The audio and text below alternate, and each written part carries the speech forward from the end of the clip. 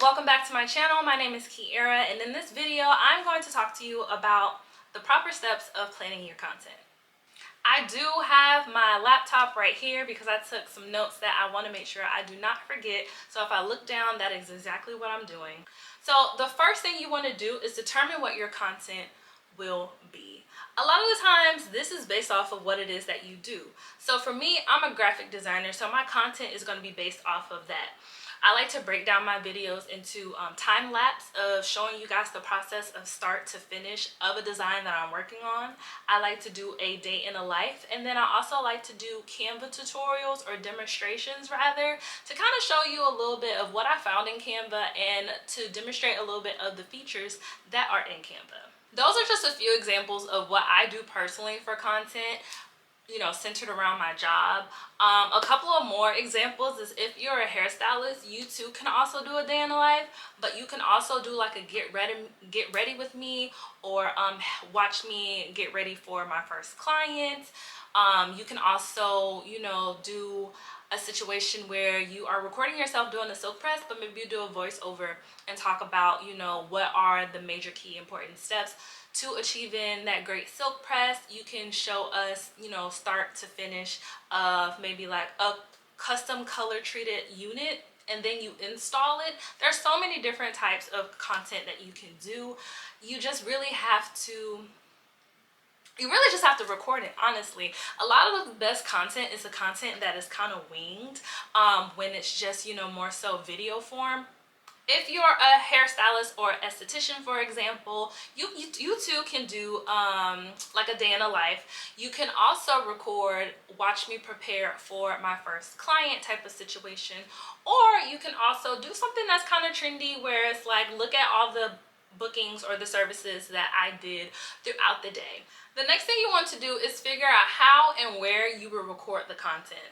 If you're an esthetician, you kind of have two options, right? You can do it at the spa in your actual suite, or you can do it maybe like in an office setting, something that's maybe like small and intimate, to where it's just you and the camera and you're providing whatever the tips it is that you would like to get out to your audience. For me, in that sense, I record at home.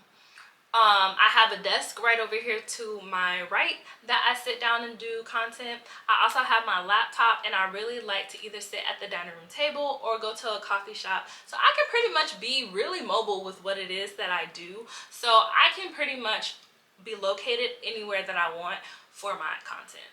In terms of how I'm going to record my content, for example, I'm recording this YouTube video right now with my Sony ZV-1 camera, but I can also record content on my phone if I decided to do something that was a little bit more short form that I can upload to Instagram, YouTube Shorts, or TikTok. After figuring out where and how I'm going to record the content, I'm going to be figuring out the meat and potatoes of the content. So this is essentially what are the key points that I'm going to talk about in the topic that I chose, and this is also the time that I'm going to sit down and prepare and make notes. Now, the reason why this comes after figuring out how and where you're going to record the content, sometimes your topics are based off of your location. If I'm an esthetician and I decide that I want to do something that is in my suite, I need to know what content I can do within my suite, what applies to the suite. The next step to planning your content is figuring out when you're going to record. If you're anything like me, you really have to build a schedule. I am super busy, so it's better for me to dedicate certain days for planning, and dedicating certain days to actually record, and then another day or the same day to actually edit whatever content that it is that I'm working on. Working on a whim sometimes does not always work, so it is important to try to at least pin something into your schedule to where you can dedicate this time and focus to actually record.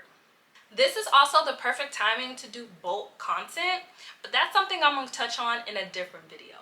Lastly, you want to schedule when you're going to edit and upload. For me, I do work a full-time job, so I take the time during the week, whether that be my lunch break or after work, to actually plan out my content, and then I dedicate Saturday or Sunday to actually recording it, and most likely the next day after that to go ahead and edit everything. As when it comes to a tip to upload your content, I just recommend taking a look at the insights for whatever platform it is that you're using. Those insights have analytics that will definitely tell you when your people are, you know, most engaging, less engaging, the days that work best, the days that do not work so best, and they all vary across different platforms. So if you want to use your content multiple times, you can definitely do that. So that is it for this video. I hope that this was super helpful. If you have more tips or you have questions, don't forget to comment, like, and subscribe, and I'll see you guys in my next video. Bye.